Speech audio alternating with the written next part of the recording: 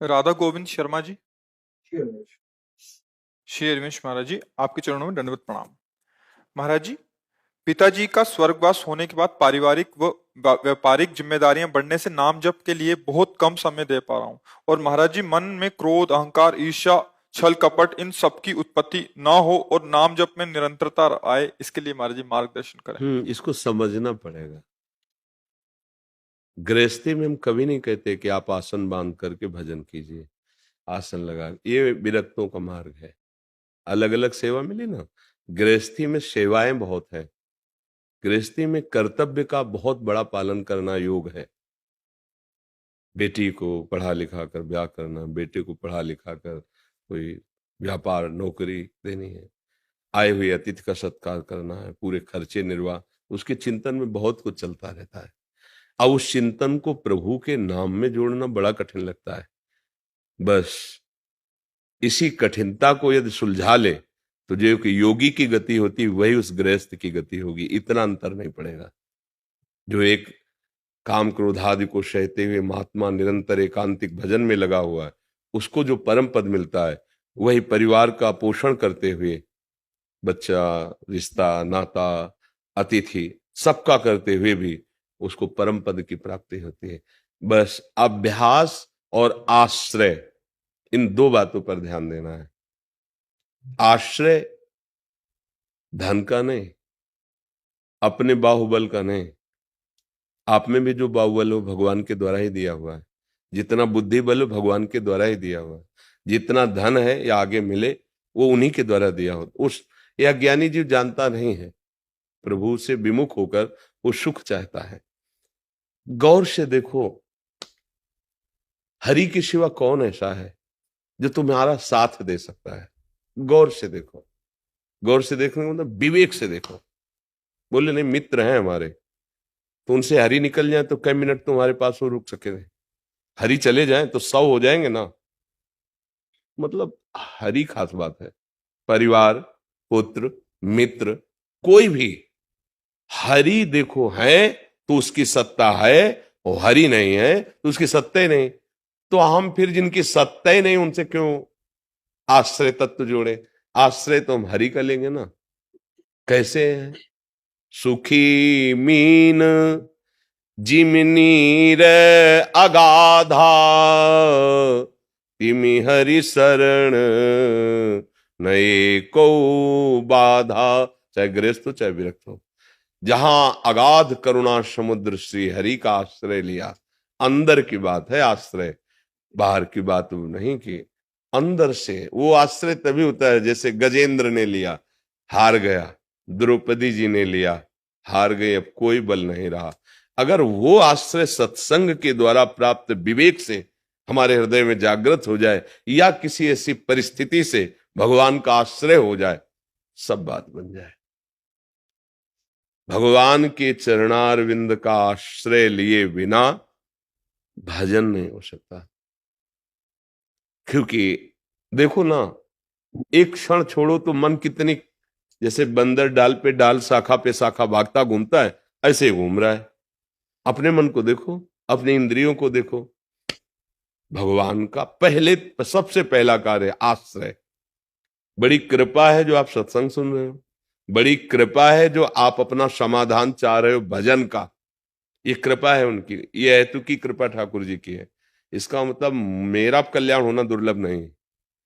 क्योंकि अगर प्रभु ने कृपा न की होती तो साधु समागम क्यों मिलता? जब द्रवहि दीन दयालु राघो तो साधु संगति पाइए। अगर साधु संगति हो रही तो हमारा हित होना है, हमें प्रभु की प्राप्ति होनी नहीं, तो ऐसा सौभाग्य कैसे मिलता? अब अंदर से आश्रय ले लो, अभी ले लो। उसके लिए कोई लायकात की जरूरत नहीं होती। आपके स्कूल में जन्मे, कितने पढ़े हैं, कैसे आचरण, तो आप ही चेतसु दुराचार हो, बिल्कुल छूटे, जो भी रहे हो, जैसे भी हो, अभी इसी क्षण अंदर से।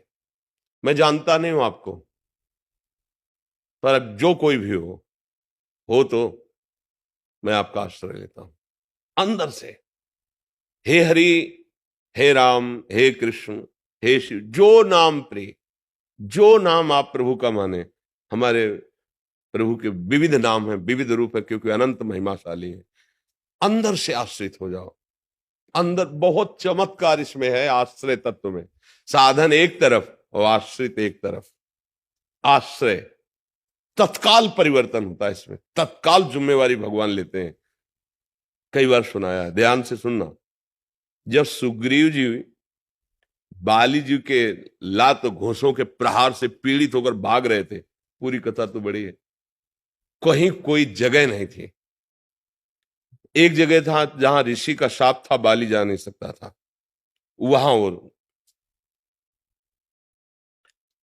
दूर से देखा कि श्याम घन श्री लालजू रामजू और गौरवर्ण लखनजू भयभीत हो गए। हमें लगता है बाली ने स्वयं तो आ नहीं सकता ऋषिमुख पर्वत पर, तो ये राजकुमारों को भेजा है और ये इनकी भुजाएं देखकर लगता है ये मुझे मार डालेंगे, क्योंकि महाबलशाली अजान बाहु भगवान की भुजाएं, अभेद भुज दंड मूल, ऐसा स्वरूप सौंदर्य और सिंह। घबरा गया। हनुमान जी महाराज से कहा तुम पता लगा क्यों, अगर ये ऐसे ही वन विचरण करने के लिए आए तो मैं इनके चरण पकड़ लूंगा, क्योंकि बहुत बलशाली नजर आ रहे हैं, और अगर ये बाली के द्वारा भेजो तो मैं भाग पड़ूं, क्योंकि इनसे मैं नहीं जीत सकता। दूर से देख के हनुमान जी गए और भगवान को परिचय दे के कांधे पे बैठाल के लाए। हम जो बताना चाहते हो देखना, जब हनुमान जी ने कहा ये अयोध्या नरेश चक्रवर्ती सम्राट महाराज दशरथ के लाडले ये भगवान राम है और ये लखन है, उसको परम संतोष हुआ कि बाली ने नहीं भेजा। भगवान से हनुमान जी, देखो महाभागवत ही आश्रय दिलाता है। हनुमान जी महाराज ने भगवान से कहा कि बहुत दुखी हैं, बाली ने बहुत त्रास दिया, बहुत मारा है, ये तो कहो बस प्राण नहीं लिया है और इसी भय से यहां रह रहे हैं, प्रभु आप निर्भय कर दो।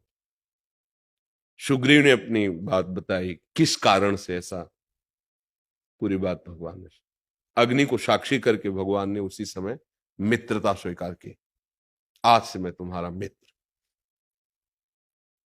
तो प्रभु बाली बहुत बलवान है, शायद आप जानते न हो।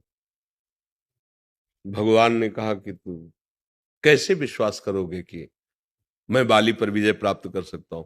बोले ताल के लगातार वृक्ष खड़े हैं और आगे दुंदुभि राक्षस की हड्डियां हैं, अगर एक बाण में आप इतने सब ताल के वृक्ष और दुंदुभि राक्षस की हड्डियों को बेच दोगे तो मैं जान जाऊंगा कि आप बाली को मार दो।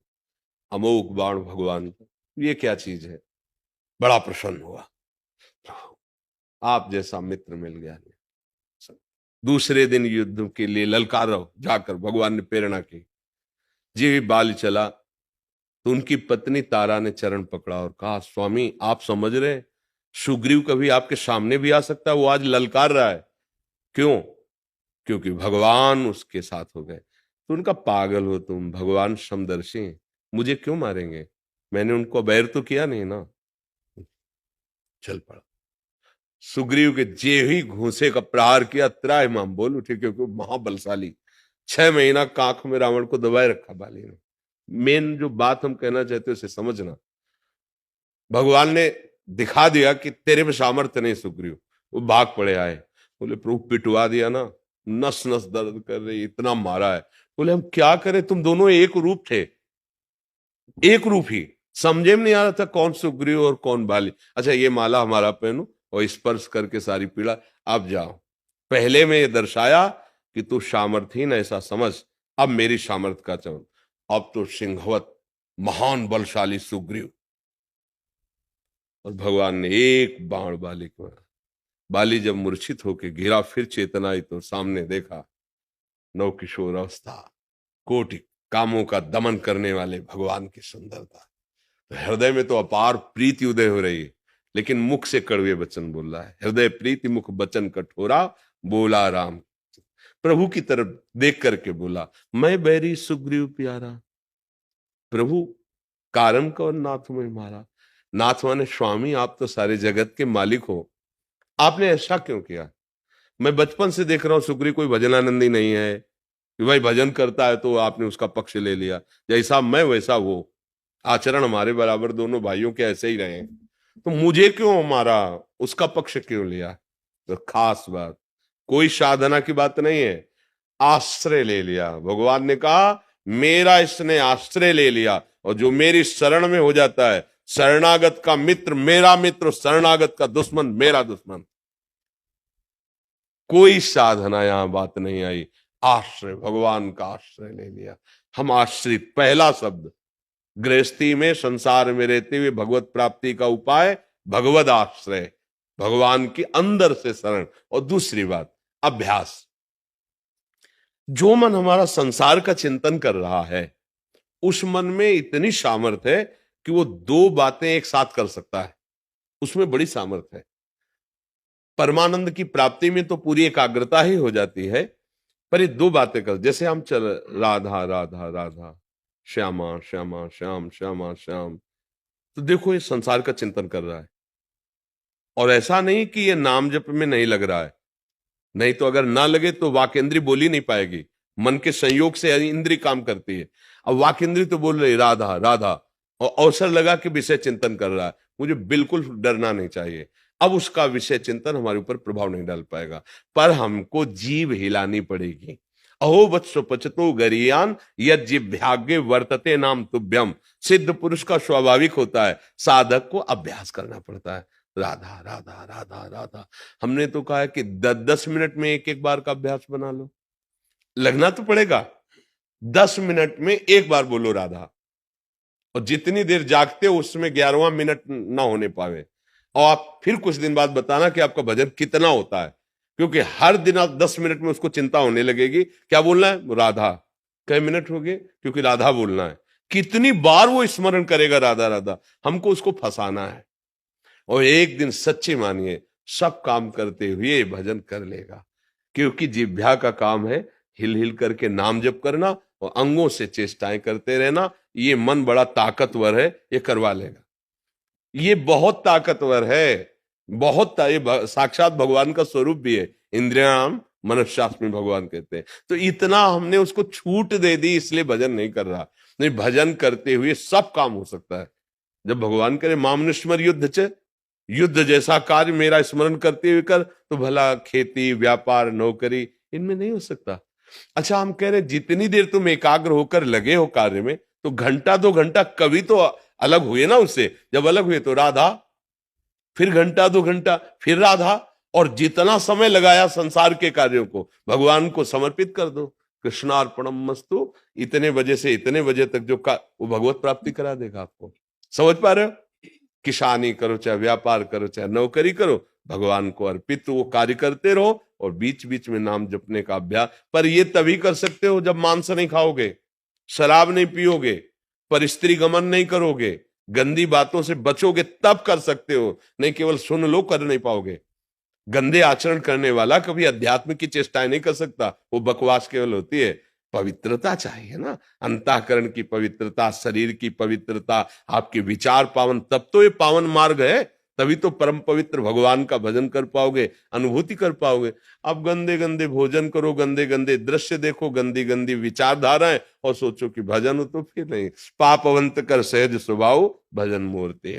अच्छे आचरण करो, भगवान के आश्रित रहो, नाम जप करो। जो गति एक मुनि को मिलती है वही गति आपको मिलेगी, क्योंकि भगवान के 2 मार्ग हैं, एक प्रवृत्ति और एक निवृत्ति। तो निवृत्ति है ये मार्ग, और प्रवृत्ति है आपका मार्ग। कितना बड़ा मार्ग है। 4 रोटी बनाई, 1 रोटी निकाल ली उससे, गाय को दे दी, कौआ को, चिड़ियों को दे दी, कोई साधु महात्मा भूखा आया खवा दी, उसी से भगवत प्राप्ति का योग बनने लगेगा। जितने भी संत प्रकट हुए गृहस्थी से ही आए हैं। माता पिता तो गृहस्थी थे ना, भरण पोषण गृहस्थी से हुआ है, वस्त्र आदि गृहस्थी से ही। तो जिसका अन्न लगा है इस तन में, जिसका वस्त्र पहन रहे हैं हम, जो हमें भिक्षा दे रहा है, क्या उसका कल्याण नहीं होगा? अगर वो स्वयं थोड़ा भजन कर लेता है और ऐसे सत्कार्य करता है, तो बढ़कर के है, वो आगे की गति को प्राप्त करेगा। वो अपना उदर पोषण करता है, सन्यासी परमहंस विरक्तों का भरण पोषण करता है, अन्य जीवों का भरण पोषण करता है, और जितना बनता है नाम जप करता है, वो महात्मा ही है। अब व्यभिचार करो और सब गंदे आचरण करो, तो वो कोई भी करे तो दंड तो मिलेगा ना। वैसे सावधान होकर रहो, बहुत बढ़िया गृहस्थी मार्ग में भगवत प्राप्ति हो सकती। भगवद आश्रित, पवित्र आहार, अतिथि सेवा, समाज सेवा, नाम जप, निश्चित निश्चित भगवान की प्राप्ति हो जाएगी।